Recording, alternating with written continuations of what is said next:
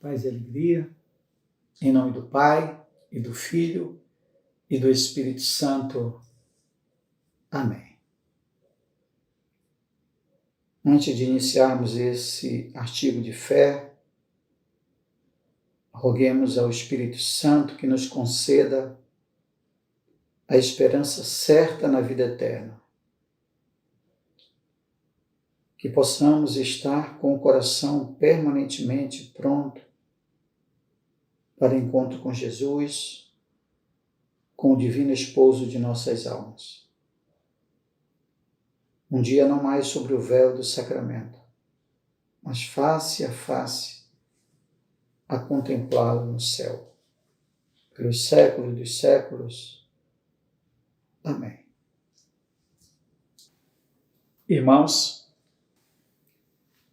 o último artigo do nosso credo, ele diz: creio na vida eterna.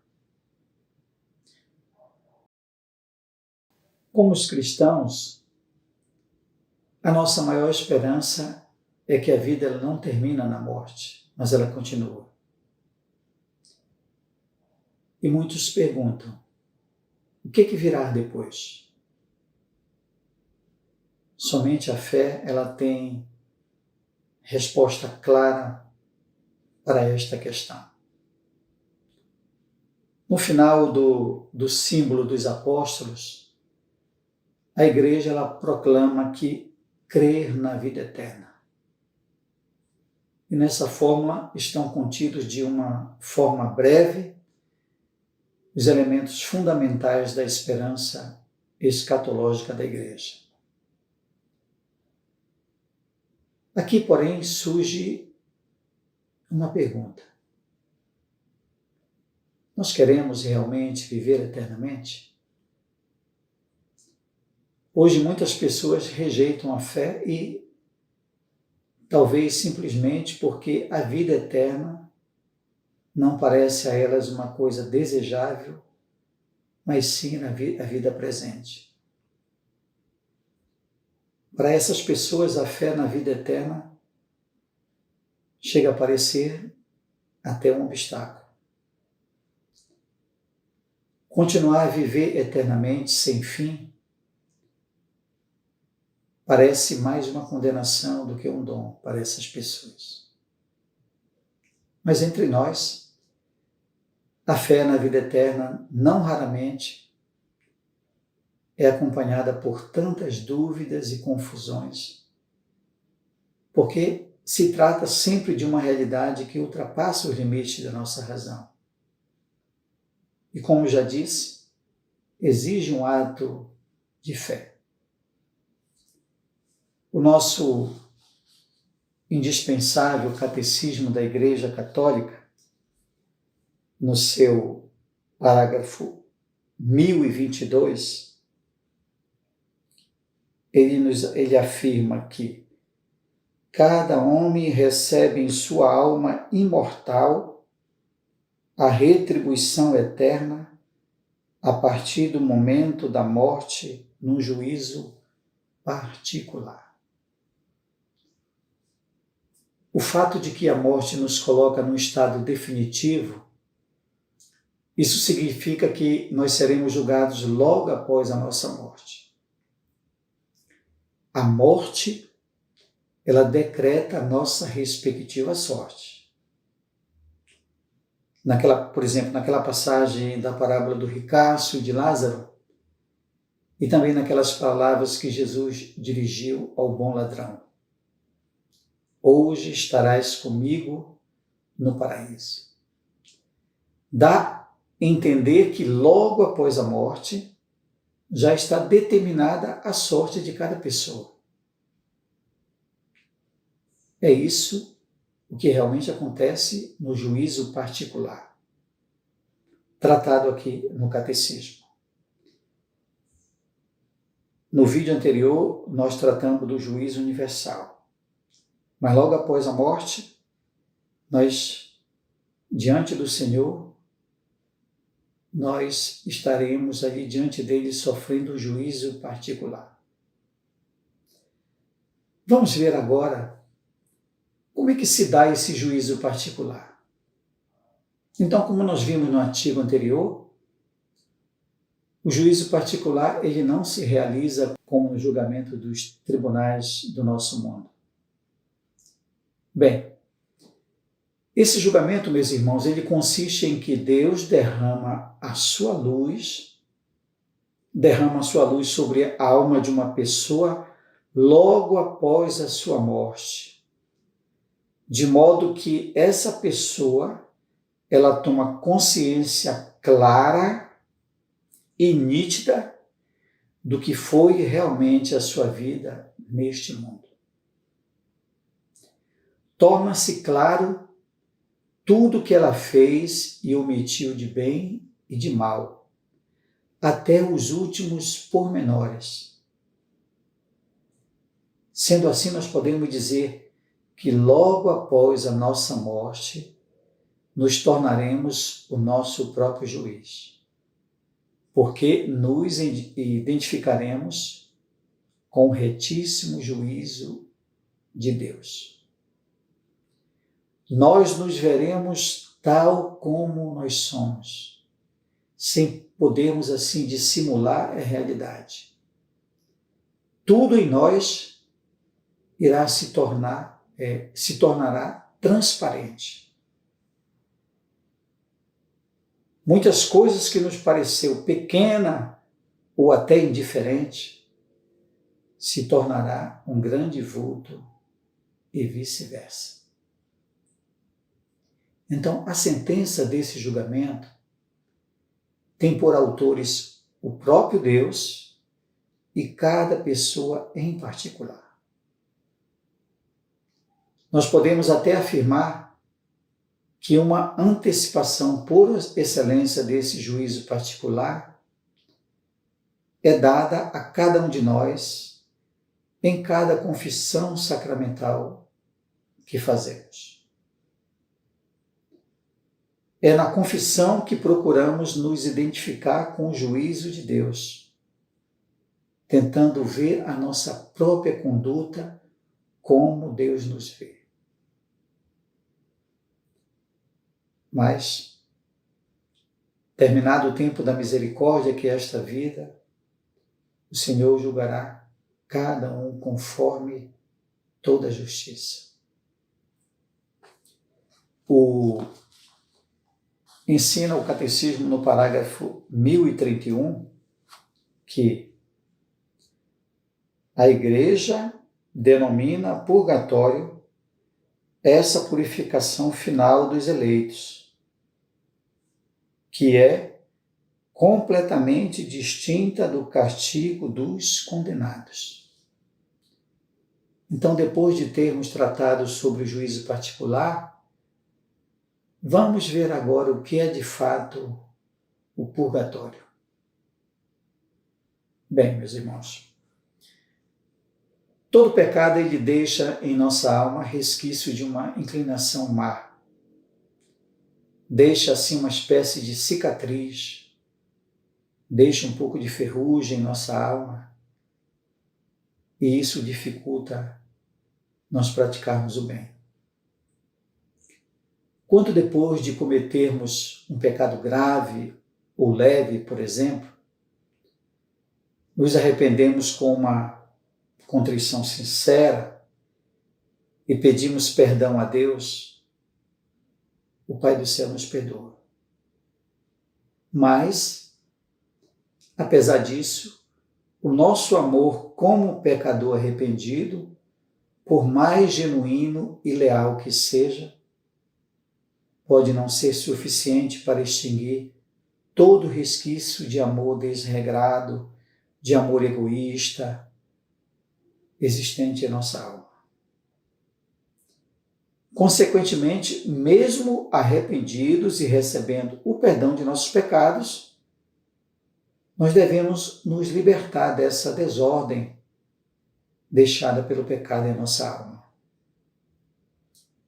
Irmãos, quantas vezes verificamos que, mesmo após uma confissão sincera e contrita, recaímos em falta de que nos arrependemos?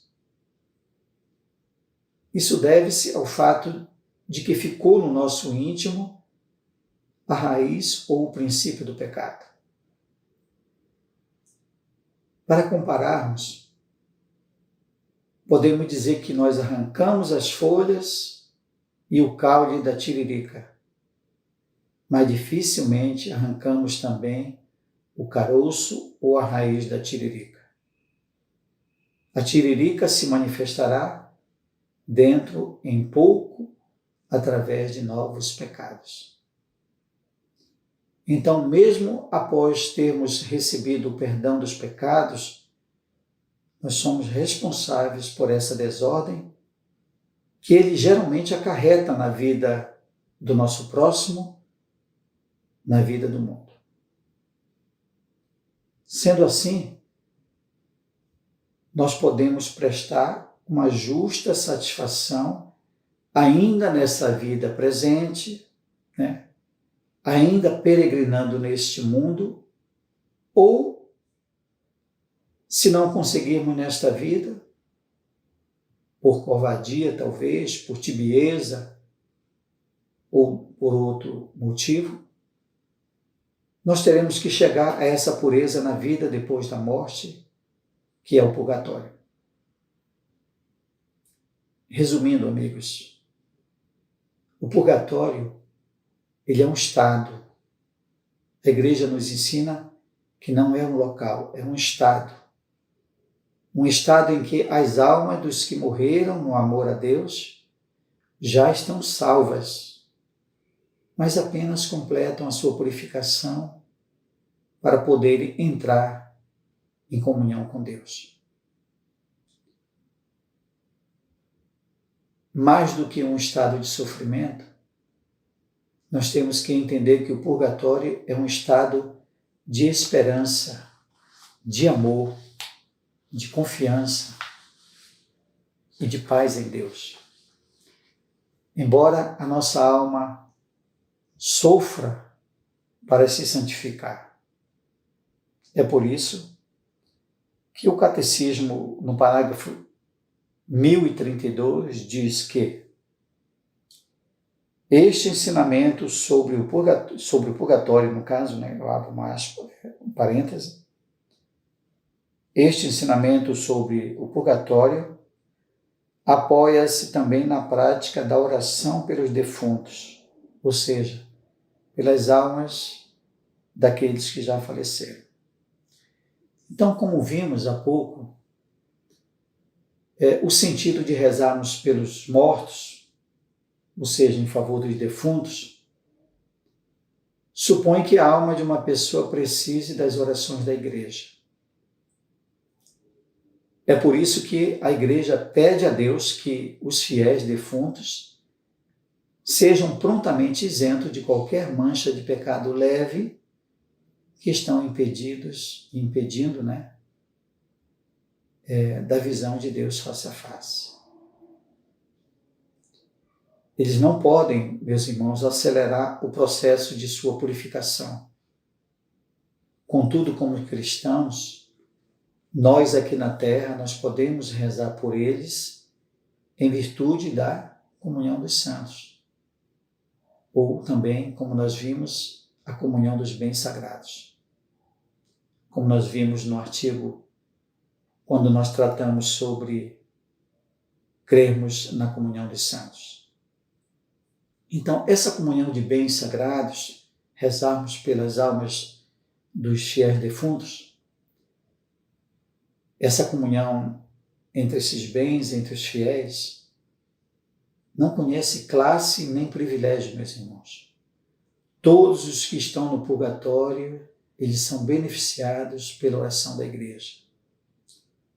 Por isso não é adequada aquela expressão das intenções que são colocadas em nossas missas, as almas mais abandonadas no purgatório, as 13 almas benditas. Lá não há alma abandonada. Por isto, não devemos crer que uma alma no purgatório, pela qual ninguém reza ou porque não tem familiares na terra, ou porque só tem familiares que não creem, que é uma alma abandonada. Se alguém reza por uma alma que já está na glória do céu, as suas preces, elas beneficiarão quem ainda precise delas. Bem, quando trata sobre o inferno, o Catecismo, no parágrafo 1037, ele diz que Deus não predestina ninguém para o inferno. Veja bem, Deus não predestina ninguém para o inferno. Para isto é preciso uma aversão voluntária a Deus, ou seja, um pecado mortal, e persistir nela até o fim. São Pedro diz que Deus não quer que ninguém se perca, mas que todos venham a converter-se. Então veja que o inferno não é senão a última consequência do pecado de quem recusa livre e espontaneamente Deus. Todo pecado sempre implica em um não dito a Deus e um sim dito à criatura. E o principal tormento no inferno, meus irmãos, é a não visão de Deus. Lembre-se do ricaço e do Lázaro. Então, assim como a felicidade no céu consiste na posse ou na visão de Deus, assim a desgraça no inferno consiste na separação de Deus. As almas que estarão no inferno, os que estão no inferno, sentem e detestam a sua penosa situação. Mas essas almas, elas são incapazes de arrependimento. Elas sentem remorso de seus pecados, porém não se arrependem. Elas sentem a dor do pecado por ser a causa de sua condenação, não por ter ofendido a Deus. E aqui eu quero lembrar que após a morte, a alma ela não pode mudar mais de disposições. O Senhor, meus irmãos, Ele perdoa todo e qualquer pecado, como aquele pai do filho pródigo perdoou o seu filho. Agora, é preciso, porém, que queiramos receber o seu perdão. Deus não nos impõe nada. Ele não nos força a participar de uma vida de comunhão com Ele que rejeitamos. Não podemos brincar com o amor de Deus. Nós temos plena consciência disso, mas guardamos plena confiança porque quem sinceramente procura Deus, apesar de suas falhas, jamais será frustrado. A igreja, ela nos lembra ainda que na segunda vinda de Cristo, ou seja, como eu falei no parágrafo anterior, né, na parousia, que ninguém sabe quando haverá o juízo final ou geral. E o Catecismo, no parágrafo 1038, ensina que a ressurreição de todos os mortos, dos justos e dos injustos, antecederá o juízo final.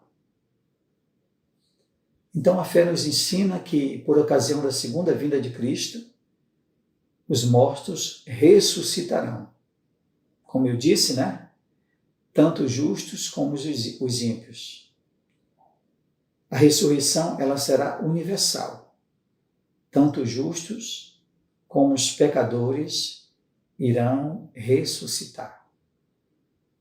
Isso quer dizer, meus irmãos, que a sorte definitiva não afetará apenas a alma, mas também o nosso corpo, a matéria. Portanto, ao contrário de que muitos pensam, A ressurreição dos corpos ainda não aconteceu, nem mesmo para os santos. Os seus corpos ainda aguardam a ressurreição do último dia.